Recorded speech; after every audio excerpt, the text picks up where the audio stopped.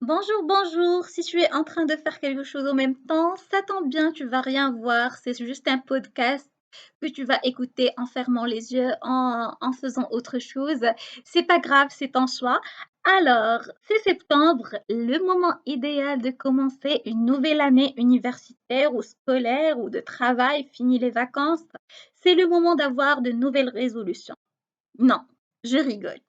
Que tu regardes cette vidéo en septembre, octobre, décembre, je ne sais pas, peu importe. Moi, je te dis, il n'est jamais trop tard pour bien faire. Bon, ça tombe, on est en septembre, mais c'est pas pour autant qu'on va se dire que c'est le moment idéal. Le moment idéal, c'est le maintenant. Le moment idéal, c'est le moment où tu te sens prêt à faire quelque chose, à faire un changement dans ta vie. Et là, on va y aller en douceur. Sur cette chaîne, tu vas jamais entendre non, aujourd'hui, je vais te donner 5 astuces pour être le plus heureux du monde.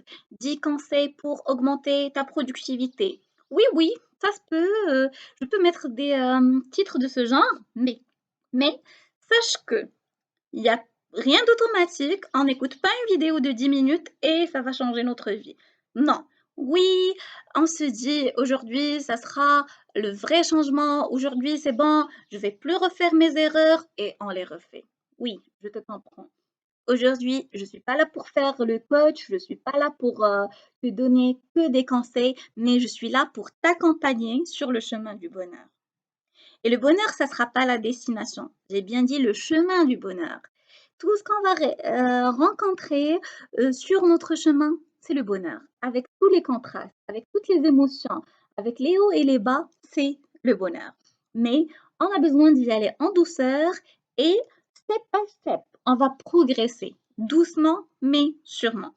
Alors, tout de suite, je vais te dire que sur cette chaîne, il y aura beaucoup d'idées qui vont te permettre d'améliorer ta façon de penser, ta façon d'agir, comment, comment traiter et gérer tes émotions pour être plus épanoui, plus heureux en gros. Mais pour être plus heureux pour de vrai et non pas les images faussées que donnent les influenceurs sur Instagram avec le bonheur H24, ça n'existe pas. Ce sont des mensonges, c'est pas ça la vie.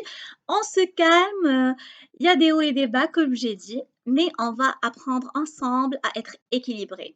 Je suis imparfaite, vous l'êtes aussi, mais vous êtes magnifique. Vous êtes magnifique avec vos défauts. Alors, on va commencer tout de suite par un premier challenge. On va y aller en douceur. Je ne vous cache pas que avant Internet, avant l'ère des smartphones, je lisais des romans. Oui, je lisais chaque jour pratiquement. Je lisais beaucoup. Mais depuis des années, j'avoue que j'ai arrêté cette habitude et je regrette, mais no regrets. Alors, on reprend. Je vous propose un petit challenge, c'est 30 minutes par jour. Si vous trouvez que c'est trop, 15 minutes par jour ou 10 pages, vous choisissez le mode, vous comptez les pages ou les minutes, c'est votre choix. Ou il y a une autre façon de faire, c'est un livre par mois. Vous choisissez la façon qui vous arrange. Alors, par exemple, je préfère qu'on mette entre 15 et 30 minutes par jour. Et ça va nous faire au moins un livre par mois. J'espère que vous allez vous engager avec moi. Alors, on commence dès aujourd'hui, ben oui, dès ce soir ou dès maintenant sur la pause déj si vous avez un petit moment.